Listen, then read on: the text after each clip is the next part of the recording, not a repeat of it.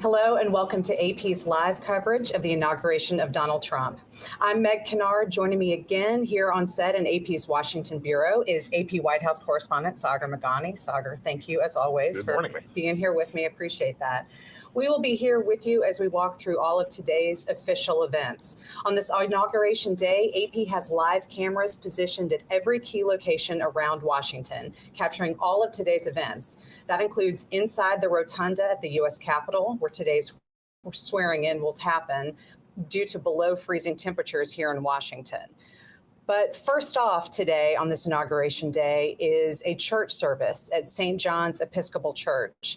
That's just across Lafayette Park from the White House. And this is a location where this sort of ceremony has been tradition for inauguration days, going back almost a century. So this will be the first time that we see President-elect Donald Trump before he is inaugurated for a second term in office. And it's a tradition that I was reading recently dates back to 1933, when FDR, Franklin Delano Roosevelt, was the first president to take part in this kind of a ceremony at St. John's Episcopal Church. You see it there in pale yellow tones with white columns across the front. And Again, this is the first stop on Donald Trump spent last night at Blair, where the president-elect typically always stays before he is inaugurated. Donald Trump has actually been there for a couple of nights now, but tonight he will be sleeping in the White House as the newly inaugurated president for his second term. So we are watching now and waiting for Donald Trump to be exiting Blair House and heading across to St. John's Episcopal Church. I was reading some reporting about what this service is like, and I say that I had to read about it because no cameras are allowed inside. This is considered to be a private event that does take place as part of the inaugural events, but it's not something that we in the media can really get in and see. But I was reading that the priest, the rector who presides over this service, sees it as relatively informal, a lot of prayer and a time for reflection as this incoming president prepares to take office. But he will be there along with family, some close advisors, some friends, invited guests. And it's a relatively simple service, from what I understand, that relies on the Episcopalian Book of Common Prayer without a traditional homily, without a sermon, without a lot of the things that we would see in a traditional church service. This is more of a prayer service. So that's what we will be anticipating as we get forward in this schedule. I want to talk really quickly as we wait for Donald Trump to show up here at this service. Sagar, let's talk a little bit about the day. After Donald Trump goes to this service here at St. John's Episcopal, what will we be seeing next? What will be his next stop?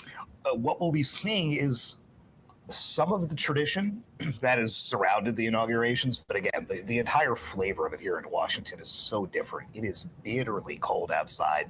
Everything's inside. So you will not see the parade. You will not see the new president walking down Pennsylvania Avenue and then sitting in the reviewing stand. Those iconic images that we see every inauguration. We're used to, for example, when the Carters walked that entire 3 mile inside. Long walk, but they decided to make it.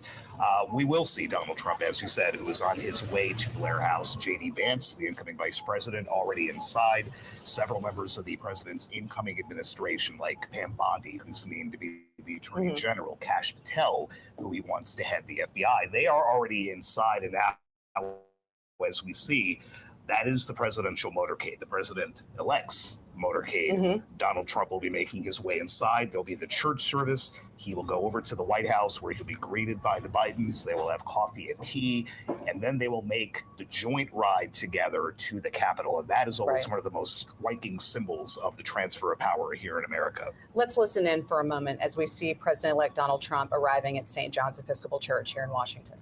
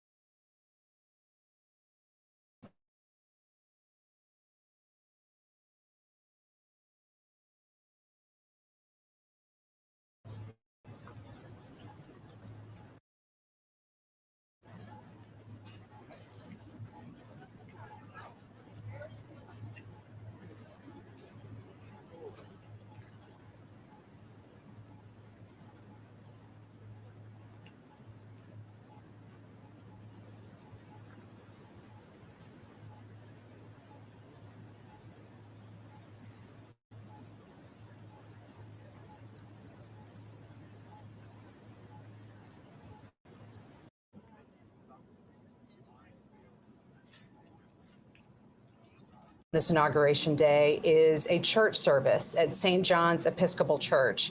That's just across Lafayette Park from the White House. And this is a location where this sort of ceremony has been tradition for inauguration days, going back almost a century. So this will be the first time that we see President-elect Donald Trump before he is inaugurated for a second term in office. And it's a tradition that I was reading recently dates back to 1933, when FDR, Franklin Delano Roosevelt, was the first president to take part in this kind of a ceremony at St. John's Episcopal Church. You see it there in pale yellow tones with white columns across the front. And again, this is the first stop on this day. Donald Trump spent last night at Blair House. That is the traditional guest residence for presidents. And it's where the president-elect typically always stays before he is inaugurated. Donald Trump has actually been there for a couple of nights now. But tonight, he will be sleeping in the White House as the newly inaugurated president for his second term.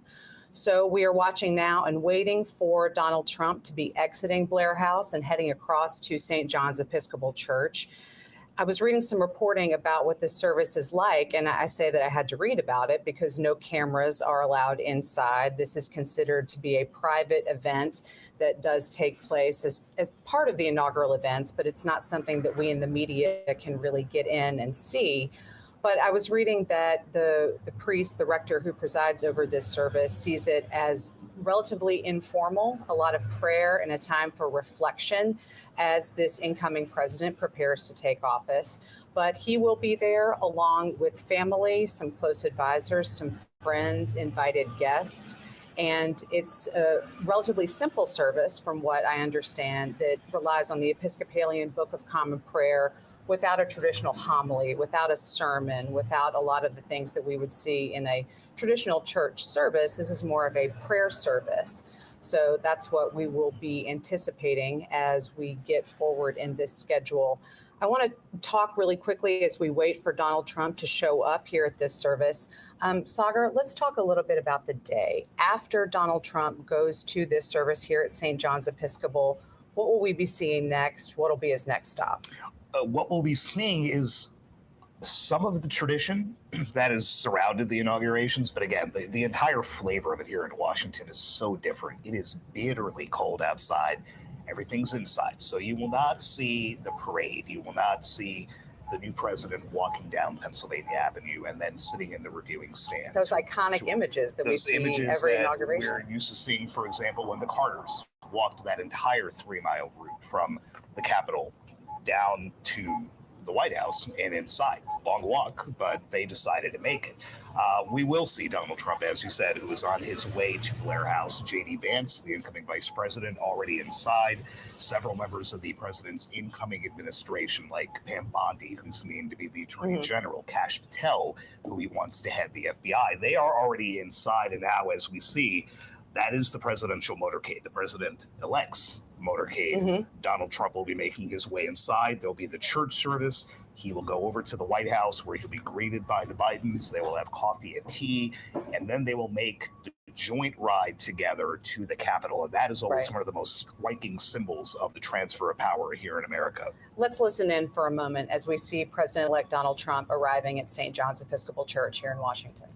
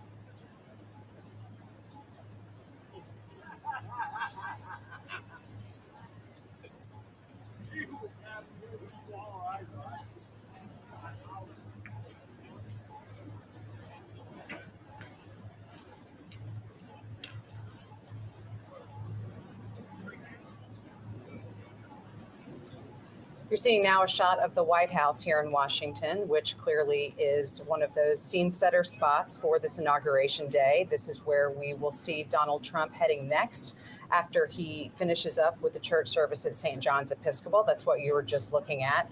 But this is the White House, and this again will be his home for the next 4 years, and where the next official event in part of these inauguration festivities will include a private coffee and tea meeting between the Trumps and the Bidens. That's one of those things that we always see happen on inauguration days, and that's what's up next on the schedule. But there's a whole lot of other things that are happening around Washington, too. In addition to the official inauguration inside the Capitol Rotunda, you're now seeing pictures of the Capital One Arena here in Washington. That's going to be the scene of what would have been an inaugural parade. Now is going to be an inside event featuring a lot of the same features, but before a much smaller audience. Capital One Arena has a capacity of just around 20,000 people, and that's a fraction of the potential hundreds of thousands that would have lined the streets here in Washington and been on the National Mall to watch the inauguration festivities and the parade itself. But speaking of Capital One, Sagar, let's talk a little bit about that spot. Donald Trump was just there yesterday for kind of the final rally of the 2024 campaign cycle. At least that's what it felt like to me.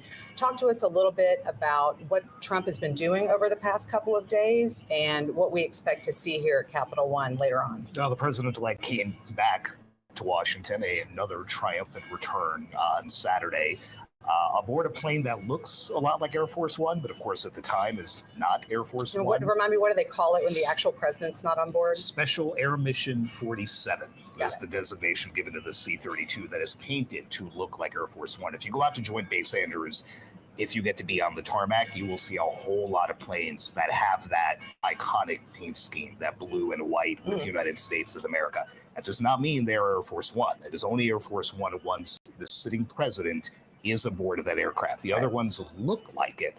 That doesn't mean anything, depending on who's on board. So the next time Donald Trump boards one, it will have that designation. So he got in from his Florida golf club.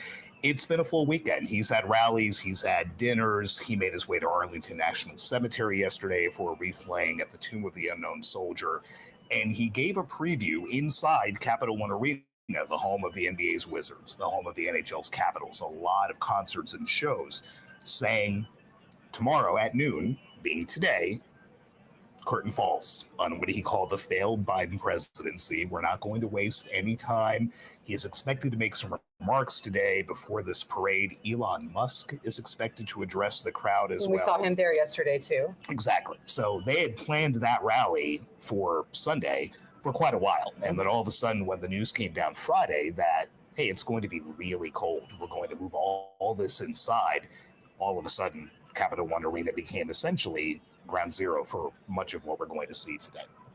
Yeah, it's just been so interesting. And obviously, it involved a lot of logistical changes for those of us trying to cover the inauguration, but also the thousands of folks who are here in town trying to attend all of these things. All of this due to the weather. Have you looked at a forecast? Do you know how cold it's actually supposed to be today? They had told us somewhere in the mid-20s, but it's really windy.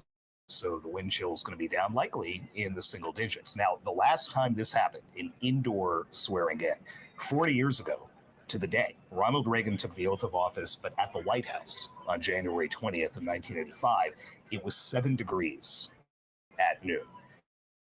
Barack Obama's first inauguration, 2009, was, I believe, 27, 28 degrees. I was outside for hours that day. It was bitterly cold. So if you factor in today's wind chill, it's a lot worse. So that rare decision was made that the oath will be taken inside the rotunda, roughly 600 people capacity. There were 250,000 tickets issued for people to watch the oath and the ceremony in and around the Capitol. So do the math. That's a lot of people who are not going to get anywhere near what they thought they would get today. Absolutely. And now you're seeing a live shot of Pennsylvania Avenue, which is, of course, one of those areas where we would have anticipated to see this inaugural parade happening. There are clearly lots of people out there. We see it lined with American flags.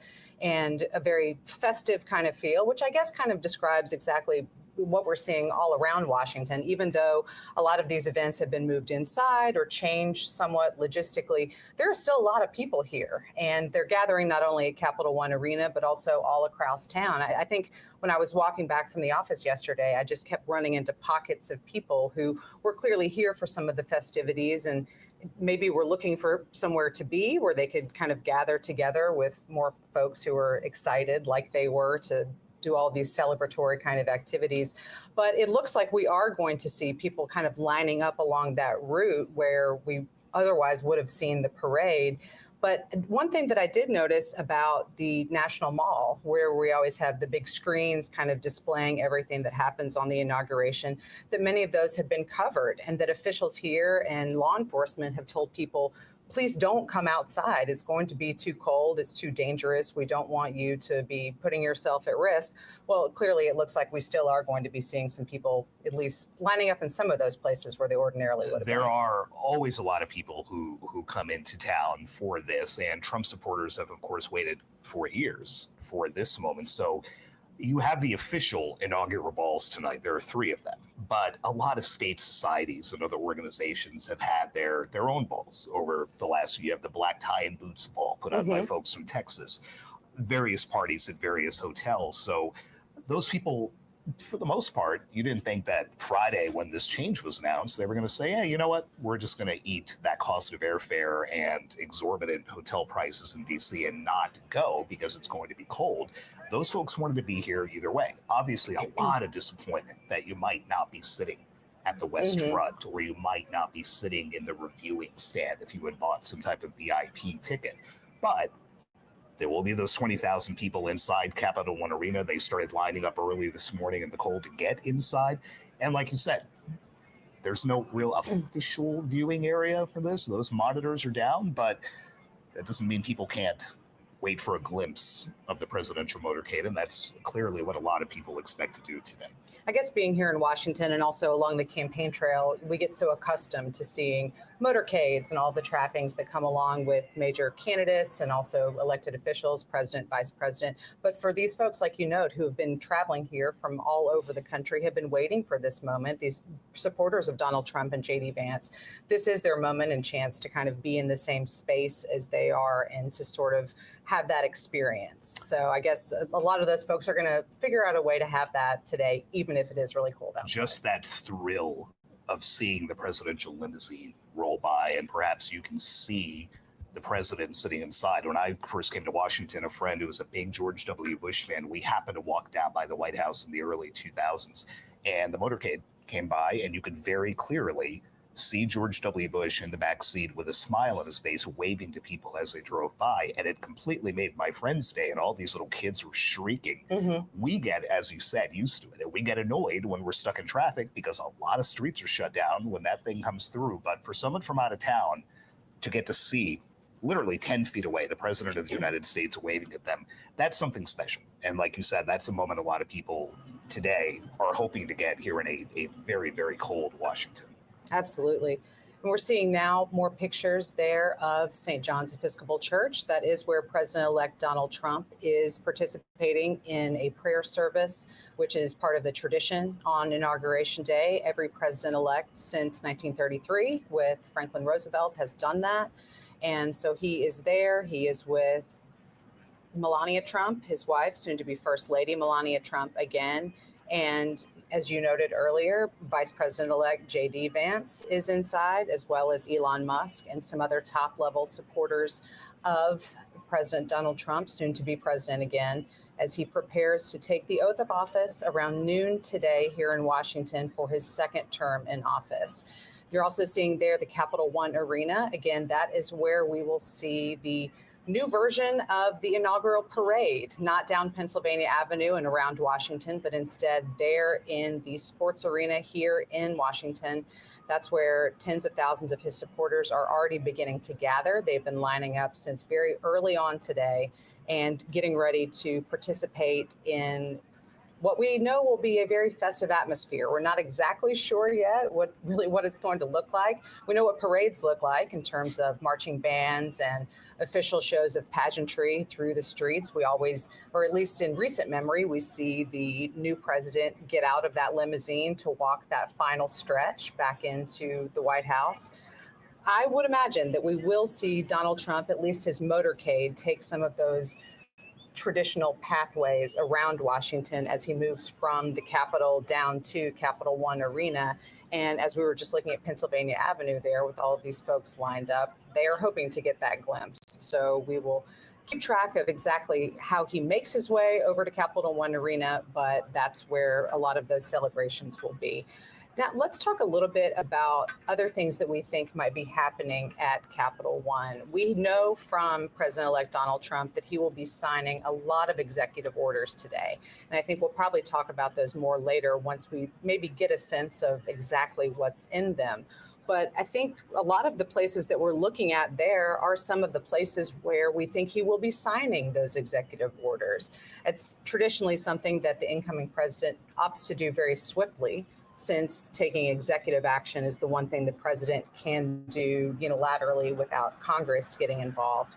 But what's your sense, Sagar, of maybe how many executive orders we're going to see today and what we think we might be getting in terms of the content of what they cover? Yeah, he being Donald Trump, has long promised day one, I'm going to do X and Y and Z.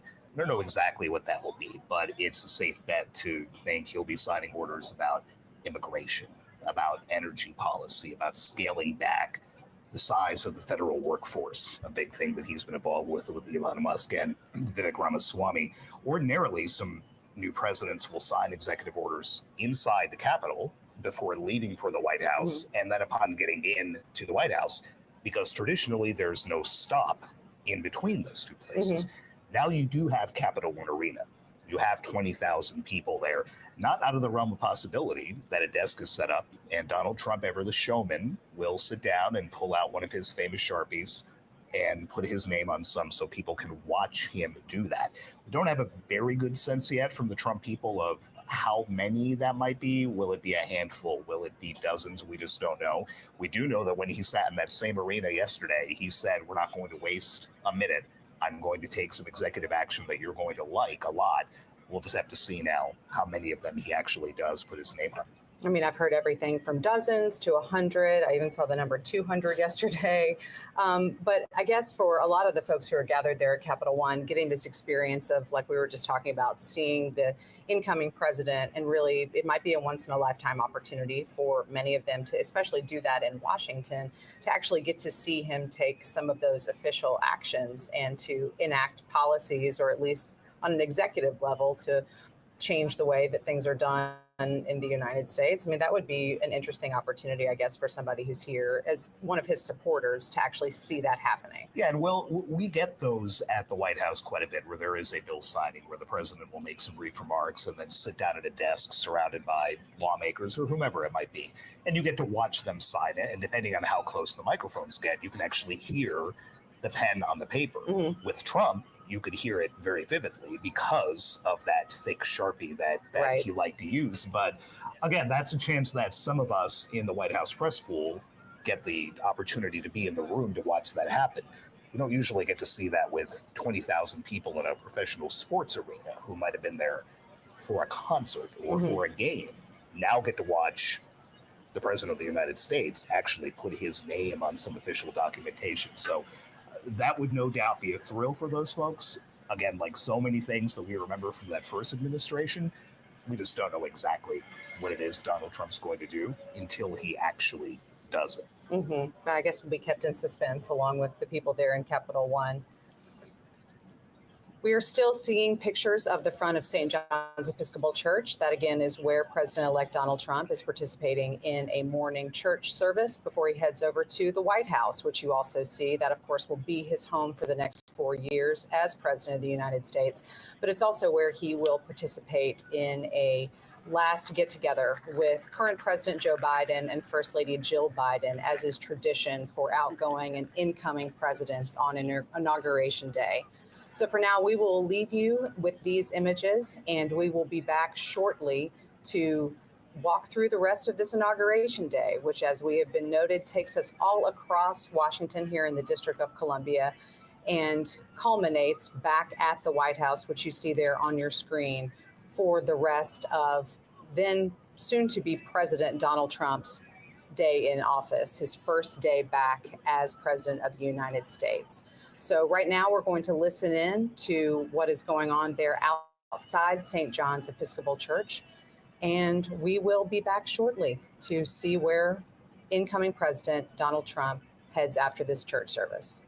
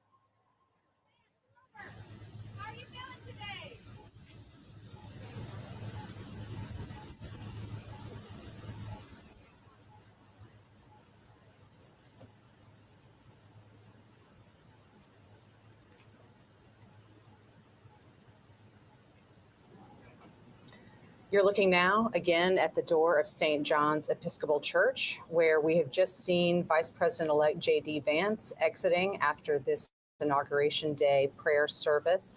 We expect to see President-elect Donald Trump on his way out shortly. They've been in church for about 45 minutes for this service that is part of every Inauguration Day since 1933.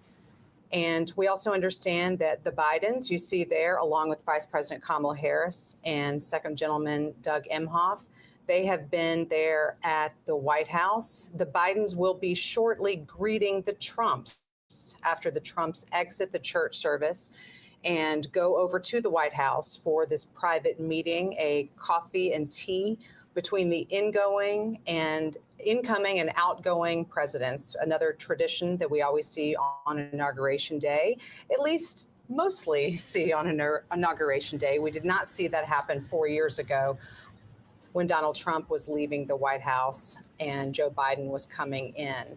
But we are now looking again at St. John's Episcopal Church. Again, that is where we expect any moment to see President-elect Donald Trump exiting the church, which is just across Lafayette Park from the White House here in Washington, and heading over to the White House to see Joe Biden and Jill Biden for one of their last official acts there in the White House as the president and first lady. But notably, again, 4 years ago, this is not an exchange that we saw happen when Joe Biden was coming into the White House and Donald Trump was leaving it. We did not see the Trumps as part of that handoff of power between administrations. And so to have this moment and to have several weeks ago see that moment between Trump meeting with Joe Biden at the White House, as we typically do see after an election with an incoming and outgoing president to have their private meeting, which they did. That happened several weeks ago at the White House there in the Oval Office. But we are still watching the door of St. John's Episcopal Church, watching for Donald Trump and Melania Trump to exit this church after the service and head over to the White House to have that meeting with the president and first lady. And then from there, all four of them will travel together over to the U.S. Capitol for the swearing in, for the inauguration ceremony of Donald Trump into his second term as president.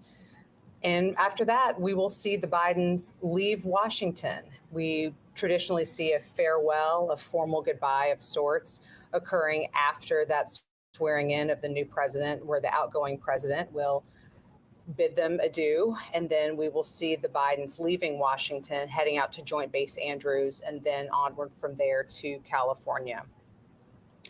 But now we are still looking to watch for President-elect Donald Trump coming out of the White House, or of St. John's Episcopal Church.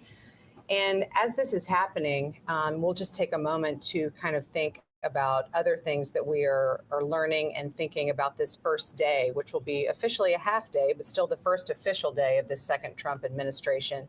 We have been hearing about all the executive orders that he plans to sign. We expect that to start pretty much as soon as he is sworn in, Sagar. We've been talking about how that may be happening at several different locations around Washington, from maybe there at the Capitol Rotunda to the Capitol One Arena to certainly the White House and the Oval Office after the other official events of the day and when he kind of gets down to business there in the Oval Office. Yeah, the incoming Trump team has been busy while the president-elect has been inside the church. His team has been busy briefing reporters about what is going to come, and we understand that there will be a whole series of executive actions, as we previewed a little while ago, specifically about remaking immigration policy. Mm-hmm. That's something Donald Trump has made no secret of, that day one, literally within the first hours of reassuming the office, that was going to be a priority. Unclear how that's going to play out, but that's what we're expecting. Thank you for that. We will pause here just for a moment and listen in, because I believe that President-elect Donald Trump is going to be coming out of St. John's Episcopal Church. President Trump, how are you feeling today?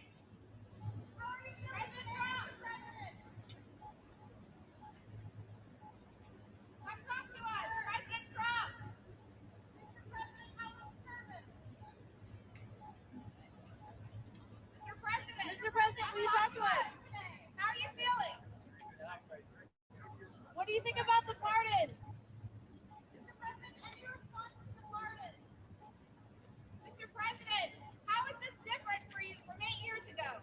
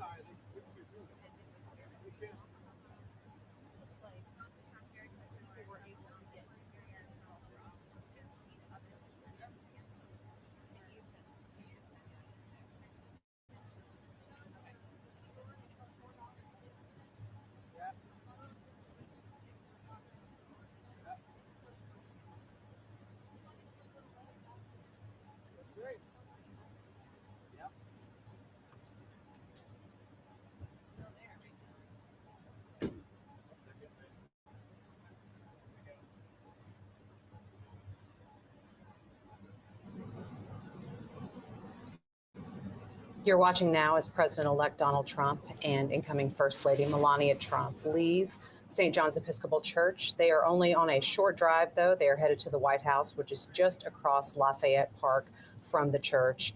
When they get to the White House, they will be greeted by President Joe Biden and First Lady Jill Biden, again, for the traditional changeover of sorts, a coffee and tea gathering with the outgoing and incoming president and president's spouse. So we are watching there at the White House, where we anticipate shortly we will see President-elect Donald Trump rolling up. And again, the next time that he comes back to the White House after this gathering, he will be entering it as the President of the United States, not as President-elect. So again, this is one of those moments on Inauguration Day that we typically see and watch for, but we didn't see 4 years ago when it was Donald Trump's turn to exit the White House and Joe Biden's turn to come into it. But we are back on schedule, at least in terms of some parts of this Inauguration Day. It is awfully cold, so we won't see the traditional view on the west front of the Capitol for the swearing-in ceremony. That will be happening inside the U.S. Capitol Rotunda with a much smaller audience. Only about 600 people can fit in there, according to what organizers have told us, instead of the hundreds of thousands who perhaps would have been on the National Mall to watch the swearing-in. But that will be the next stop after this one. Again, we are watching the White House here, where President-elect Donald Trump and Melania Trump will be shortly arriving for their meeting with President Joe Biden and First Lady Jill Biden. This is a tradition on Inauguration Day. It's not one that we saw 4 years ago, but it is something that we are watching for today, for the outgoing and incoming presidents to have an informal handoff of power before they ride together to the U.S. Capitol for the formal handoff of power, for the swearing in of the new president and the farewell of the outgoing president. That's what we'll see for Joe Biden and Jill Biden after the official swearing in ceremony, when they depart the Capitol grounds, headed for Joint Base Andrews, and then on from there to Santa Ynez, California, for some respite and time away after their time in the White House has ended. So, Sagar, we are still sitting here and watching the White House. So after this, where will we see these outgoing and incoming presidents head? Where do they go next? They will make the traditional ride together, the outgoing president, the incoming president, on that 3-mile drive to the Capitol. Instead of taking that traditional walk down on the West Front, they'll be walking into the Capitol Rotunda for the oath. Notable that it was just 2 weeks ago that much of official Washington also gathered in the Rotunda. That's where Jimmy Carter's body was lying in state. And now 2 weeks later, the public will again be focused on what happens underneath the Capitol dome. That ride together is always fascinating. We've seen images from the early 1900s of open vehicles, and you have names like William Howard Taft and Warren Harding and others riding. And now, obviously not an open top, but you should have Joe Biden and Donald Trump riding together in a armored limousine up to the Capitol, where Donald Trump will go from being the 45th president and an ex-president to now being the 47th president. Seeing there some of the Trump family members exiting the church, purportedly also getting ready to start making their way over to the Capitol for the swearing in, which will be happening in just over 2 hours from now.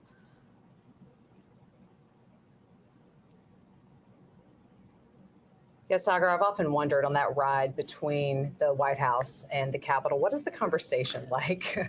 Obviously, these two, it would be very interesting to know, but I mean, Donald Trump's been there before. He might not have any requests for tips, which another incoming president might have. I think the thought is, especially with this relationship and that fraught relationship Donald Trump has had publicly with his predecessors, that it would be contentious or that there would be nothing at all. But if you remember during Jimmy Carter's state funeral at the National Cathedral, Donald Trump and Barack Obama sat next to each other and were just looked like they were joking and laughing. Lots of conversation. And having fun. Would love to know what it is they were talking about, but they both looked very at ease and almost friendly. And we know that is not, again, at least publicly, the relationship that has been described. So is this going to be Joe Biden giving Donald Trump some final tidbits about the state of affairs? We're going to find out. All right, we see now images of the motorcade arriving at the White House. Not a very long drive, but especially not, I guess, when you're president-elect. A lot of streets do get shut down for you. But now we see the Vice President Kamala Harris and Second Gentleman Doug Emhoff standing there to receive official guests on their last day, also as part of the outgoing Biden and Harris administration. So let's listen in for a moment.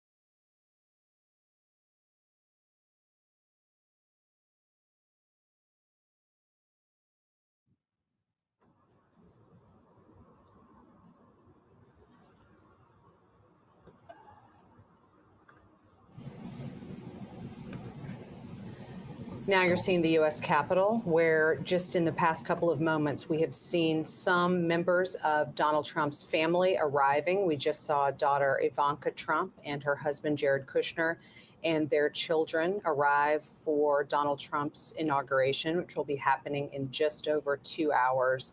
On your screen, you also see a helicopter that will be Marine One.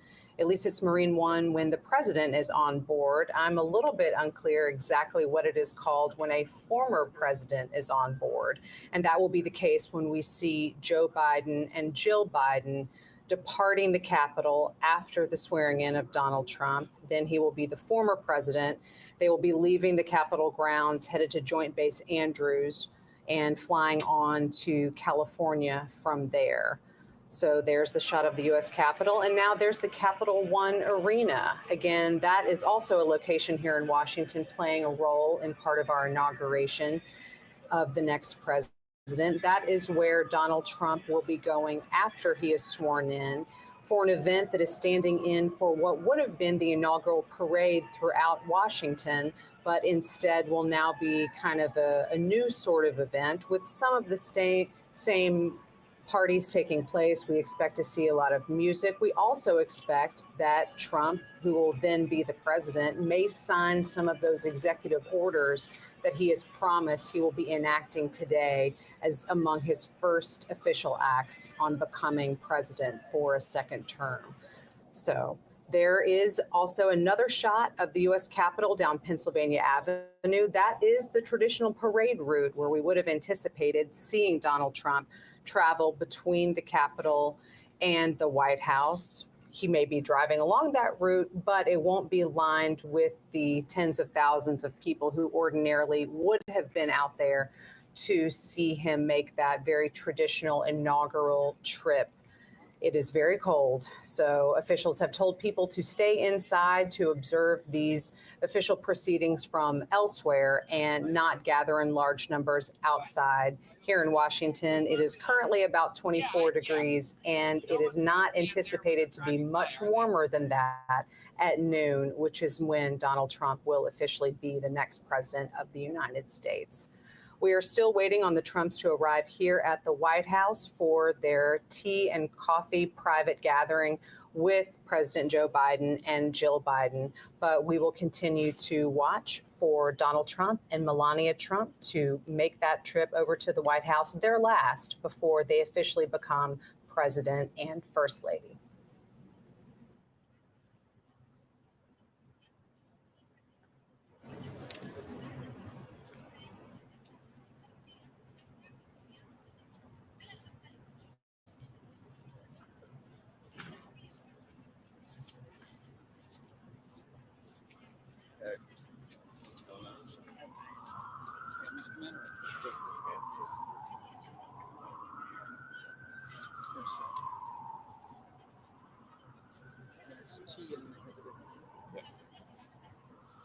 I don't know how long this is.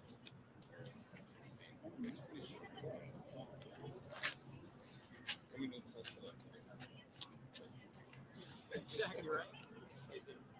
So you have 20 minutes worth of tea and snacks, and then on the go. Yeah, well, that's pretty good.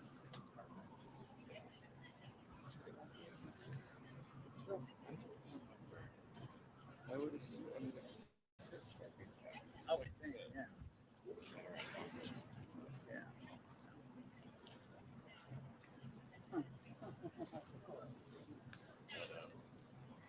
That's true. You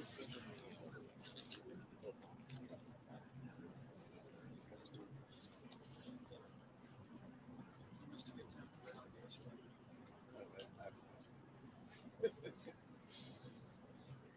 A little bit.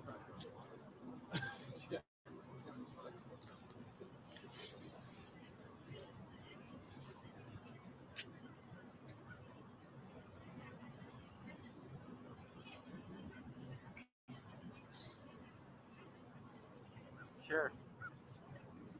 Thank you.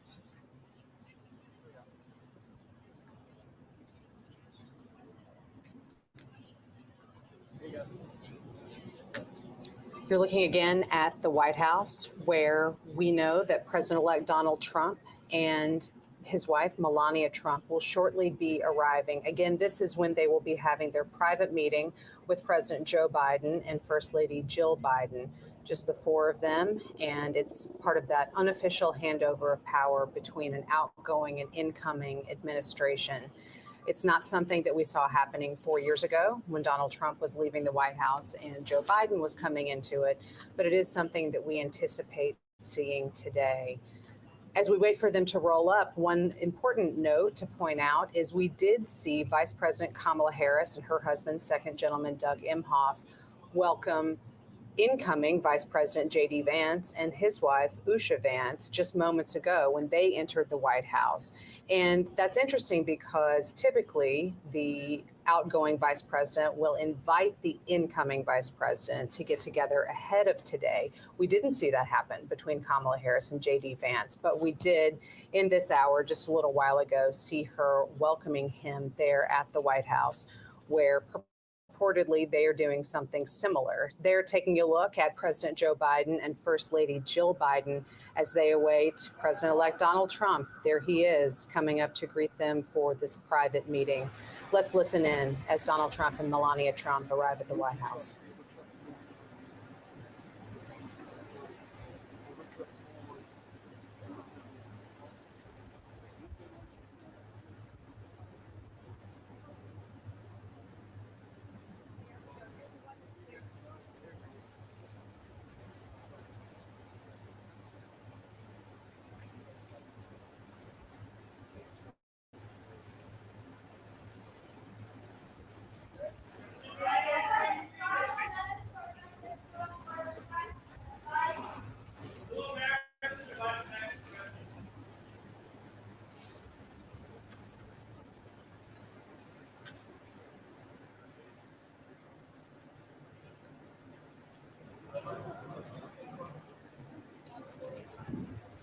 Okay,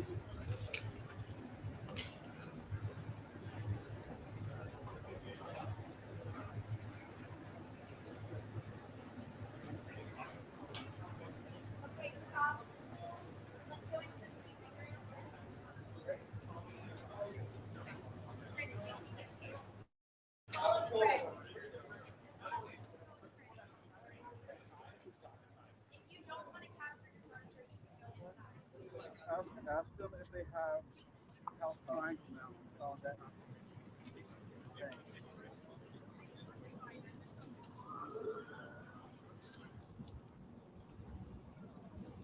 You're seeing there again a shot of the White House where President Joe Biden and First Lady Jill Biden have just welcomed the Trumps, Donald Trump and Melania Trump, in for their private gathering. On the left, though, you see the Capitol, as well as the helicopter that will take the Bidens away from Washington as the former president and former First Lady in just a couple of hours from now.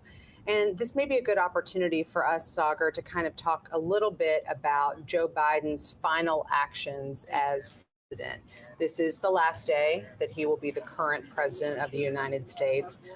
But it has been a pretty active day in terms of official things that he can do in the final hours of his administration.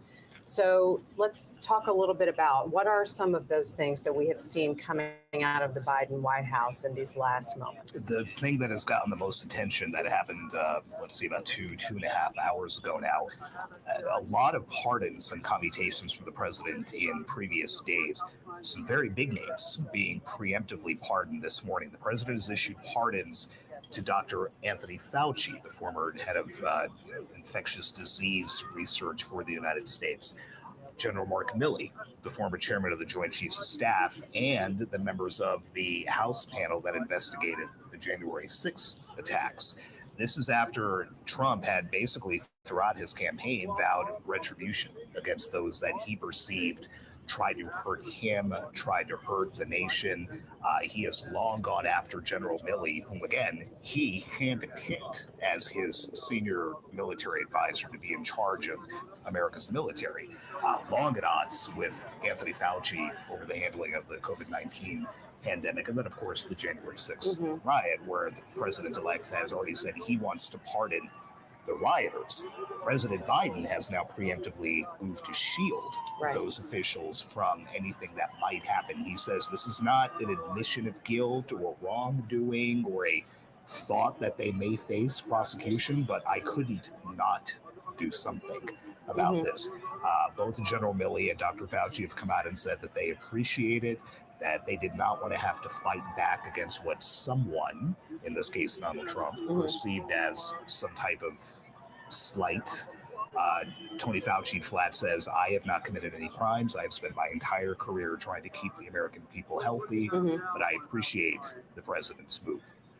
So this is something that had been discussed within the White House for months now. Is the president going to preemptively move to keep these folks out of harm's way, for lack of a better phrase? And that's exactly what he did this morning. It's an extraordinary use of presidential authority and could set the tone for Trump and others to then take actions like this immediately before they leave office. Right. It's a large action to take, but also literally in the closing hours of an administration. I guess, there's less time for it to be analyzed while that presidency is still ongoing, because the news cycle will move on necessarily to this next administration. I'm not attempting to analyze exactly why the timing was put like that, but it is something that those of us who cover this have been wondering for a long time. Is this going to happen? And now that it finally has happened in these very closing hours. It is customary for citizens who've been, in the president's case, convicted of drug crimes and things to receive clemency, but to do it in this kind of untested way with this type of name, Tony Fauci, Mark Milley, Benny Thompson, Liz Cheney, right down the row, incredibly unusual. And, as we talk about the peaceful transfer of power and, they smiled and shook hands at the White House, and what are they going to chat about in the limousine? This is directly from President Biden, his successor, hey, you said you're going to do this. I'm not going to let you do it. So here you go. Hours before you have the office, still my job. I can do whatever I want. Just pretty stark to see it come out this morning. Mm-hmm. Certainly. And then again, that limo ride between where they are right now, you see on your screen in the White House, to where you see on the left-hand side, the U.S. Capitol building. That is something I would love to be a fly on the wall just to hear what is discussed and what goes on in that conversation. You're seeing now other images of Washington on the left-hand side, the U.S. Capitol down Pennsylvania Avenue, that traditional parade route where we expect Donald Trump to be traveling, but perhaps not officially in the parade that ordinarily would take place on an inauguration. That all has been called off and rescheduled to an event you see on the right-hand side in the Capital One Arena here in Washington, where there will be, it's still being called a parade, but we're not exactly sure that it will have the same sort of format, certainly not the marching down Pennsylvania Avenue, but that's where Donald Trump will be going after he is sworn in as president here in just a few hours. And we expect also to see him sign some of those executive orders that Sagar and I have been talking about, some actions that he can take as president and has promised to do, and said right there in Capital One Arena last night that he felt his supporters would be very pleased with the type of executive orders that he would be signing today. So we will keep an eye on all of those spots. But right now, Trump's and the Bidens continue their coffee and tea private gathering there in the White House on the upper right part of your screen.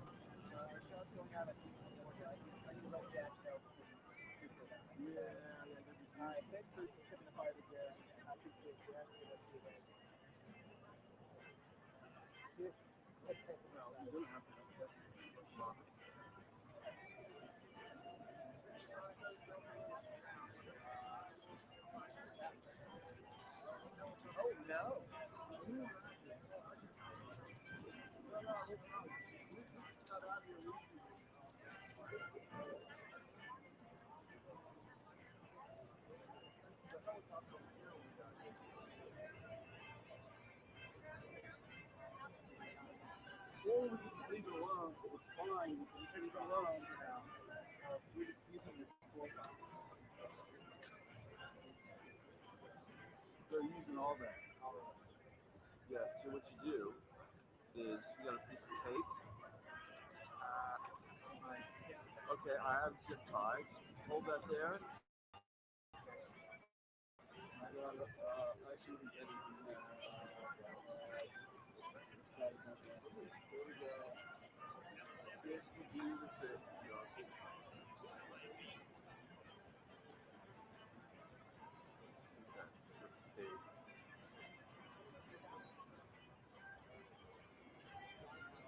Alright, ones are coming straight out.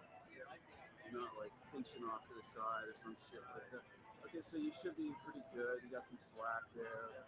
You're all good. Move this up close to your security. You can see this okay. I would have just a little bit. Huh? No, I just like to bring it down a little bit. Too far down. Yep. Good.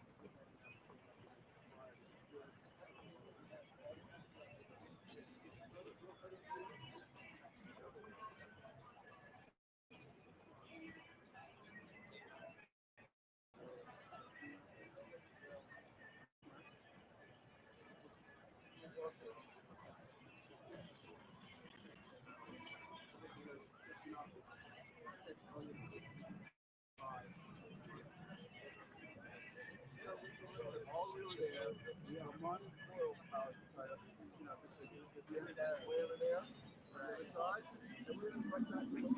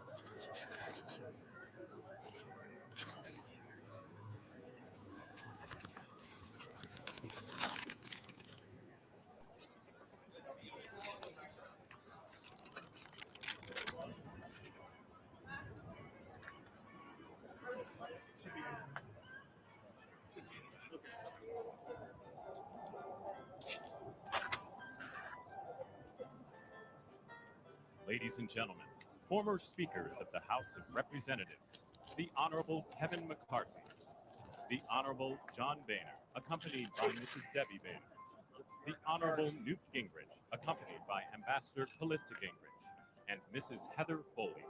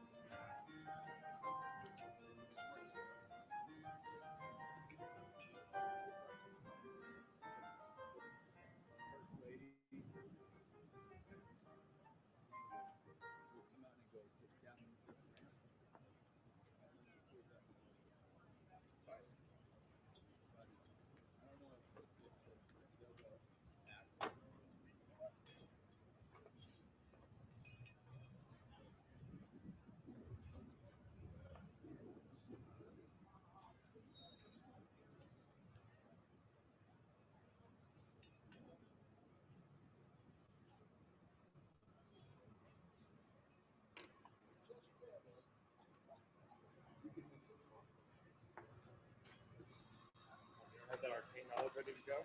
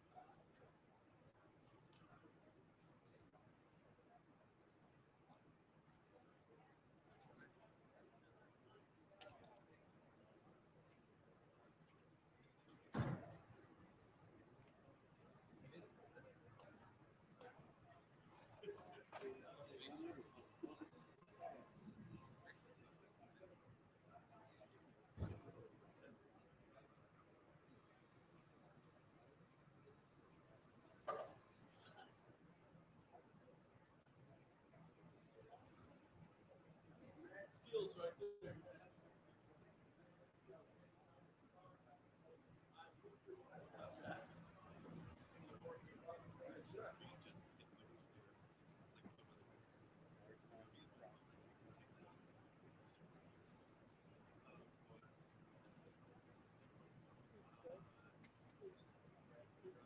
Party gonna go separately, but they're gonna go in the door into the windows right here.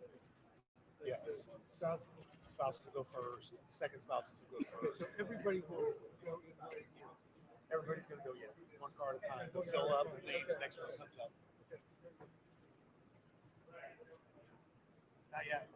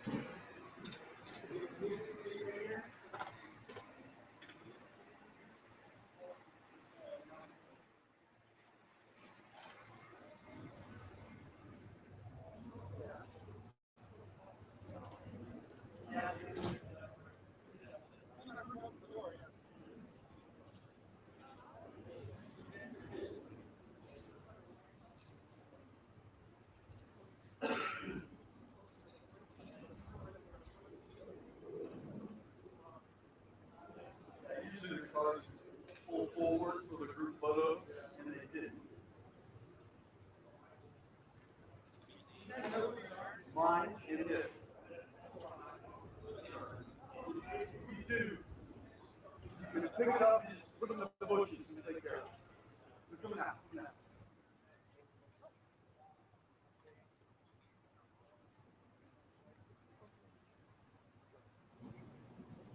We're seeing now these first images of the people leaving the White House after these private meetings. That was just Second Gentleman Doug Imhoff and Usha Vance, J.D. Vance's wife. He's the incoming vice president, of course. And they are the first to be set up in the official limousines to be departing the White House, heading over to the U.S. Capitol for the swearing-in ceremony, which will be happening in just under 2 hours from now, if we're sticking to the official schedule of events here in Washington. There you see one of 4 limousines now, at least, that are lined up there at the portico of the White House. Will be taking Doug Imhoff and Usha Vance off to the U.S. Capitol. They are departing now. We expect next to see Vice President Kamala Harris and the incoming Vice President-elect J.D. Vance, exiting next and getting into their limousine to be taken off to the U.S. Capitol. Of course, J.D. Vance, here in just a little over an hour and a half from now, will be the Vice President of the United States, being sworn in by Supreme Court Associate Justice Brett Kavanaugh, one of his longtime friends, as we're all reading up on history of all of the characters involved with this Inauguration Day. They've known each other since their Yale Law School days. So there's a fun fact for you. But here we're still looking at pictures of the White House where for the past little bit of time, under an hour, there's been a unofficial casual tea and coffee, off the record, at least not privy to reporters like me, but a meeting between President Joe Biden First Lady Jill Biden and the incoming President Donald Trump, President-elect, and Melania Trump, his wife. They have been gathering for one of these moments that we see on Inauguration days here at the White House. And soon, those two will also be getting into a car together and making that trip just a couple of miles down to the U.S. Capitol, where the rest of the official swearing in for Donald Trump's inauguration will be happening on this Monday, January 20th, here in Washington, D.C. So we're looking at those doors, waiting to see who is coming out next. Sagar, we can spend this moment, I guess, just to kind of talk a little bit about this last day in office for the Bidens, not just as an administration, but as a family. They have been living in the White House for 4 years. And once they leave here in just a few minutes, that move out process really kicks in to do that turnover in between administrations. There's really only about 5 or 6 hours to get it all done. What all is going to be happening once they exit those doors? Yeah, it is a fascinating choreography that takes place right now at the White House. We're looking at the North Portico. Well, they arrived and they'll be leaving. On the other side of the White House, there are moving trucks lined up that will be waved in the instant that the Bidens and the Trumps leave. One group will be moving all the Biden stuff out. One group will be moving all the Trump stuff in. In between, stripping all the beds, shampooing the carpets, replacing what needs to be replaced. Linens, towels, whatever it might be. Closets stocked. The White House usher's office would have been in touch with the Trumps for the last few months about where certain things go, what are the favorite foods and snacks that we need to have in the various kitchens, in the residence, and elsewhere. We know all about Donald Trump and his penchant for Diet Cokes. You can rest assured that there is a lot of Diet Coke on hand, at least on the White House driveway right now. So, yeah, they've got about 4 or 5 hours of controlled chaos, as one former White House official put it, to get all the old First Family stuff out and make sure that when the new First Family comes in, they're good to go. They're not having to root through boxes like the rest of us when we move into a new place and, you know, where is that stuff for the kitchen, or where did we put the bike pump, whatever it is. That's all laid out in the mansion. Donald Trump's not going to have to be looking for any of that. Yeah, moving day is always a stressful time. Try not to think about that, because it's just, you're living in those boxes for months, but not when you're living in the White House, because there are plenty of folks to take care of that. And then there's the personal part of just leaving where you've lived for 4 years, a place that in Joe Biden's case, he tried so hard for so long to get into, and now has to leave 4 years later. And on his, perhaps his final tweet under the @POTUS account on X, it's a selfie with the president and the first lady with a snow-covered rose garden behind them in the Oval Office just on the other side. One more selfie for the road. We love you, America. So you can almost picture them stepping out onto the colonnade on this horribly cold DC day to say, hey, let's take a quick selfie. I mean, I've done that walking along that when we're, you know, out covering White House events. But for the president and first lady to get to do that one last time, because as you said, when those doors open again and they walk out, that's it. They're boarding what would be known as Marine One and heading out. And that is the end of the Biden presidency. Yeah, it's just so interesting to think about, you know, what you were just mentioning about that personal side of things. What we're watching are all of these official events, and what we know always is part of the TikTok of a day, like Inauguration Day. There are set pieces. There are even specific times assigned to a lot of this, especially that noontime when it is according to the way that things are set out. You know, it's not just we picked this time. It's like that is the official time. Now we're seeing those doors at the North Portico of the White House open again.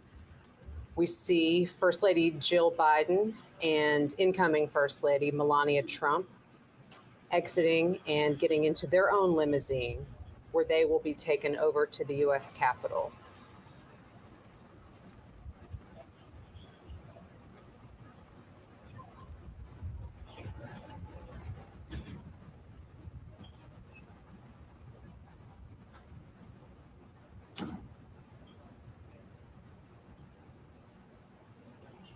As we think about these situations, Sagar, we have talked a little bit about the outgoing president and the incoming president and kind of what they might share in casual conversation.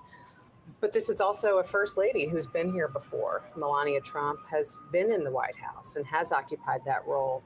And I wonder she's at the end of this next term, she will have been first lady for longer than Jill Biden was. She will have more experience, but I just wonder what their conversations are like too, in terms of what they hope to accomplish or what Melania is thinking about in this next 4 years. And Melania recently told Fox that it's easier this time around. Mm-hmm. She's lived there. She knows what the space is like. She knows what they want. She knows which furniture they want to bring in. The incoming first family gets to redecorate Right. the residence with things pulled from White House stocks and bring things from home that are sentimental or what have you. And she said, since we've been here and I know what it looks like, we were kind of coming in blind last Mm-hmm. time, although Michelle Obama did invite her into the residence and gave her the tour 8 years ago. Again, a courtesy that Melania Trump did not extend Jill Biden 4 years ago. But she didn't need that this time. And in fact, she skipped Donald Trump's visit here after the election. She knew what it was about and she knew what she was getting into. And she seemed visibly more comfortable in this interview with the prospect of, moving away from Trump Tower and moving away from these big gilded residences that they have in Florida and elsewhere, and moving into the White House and taking pains to note that Barron Trump will have a bedroom in the White House for when he comes home to visit from college. He's not the little kid he was during the first Trump administration. He's now about, I think, taller than his father.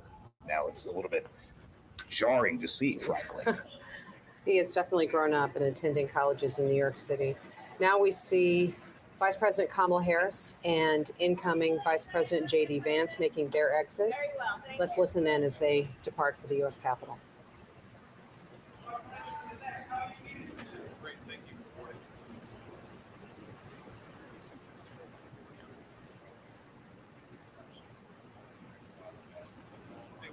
Thank you, sir.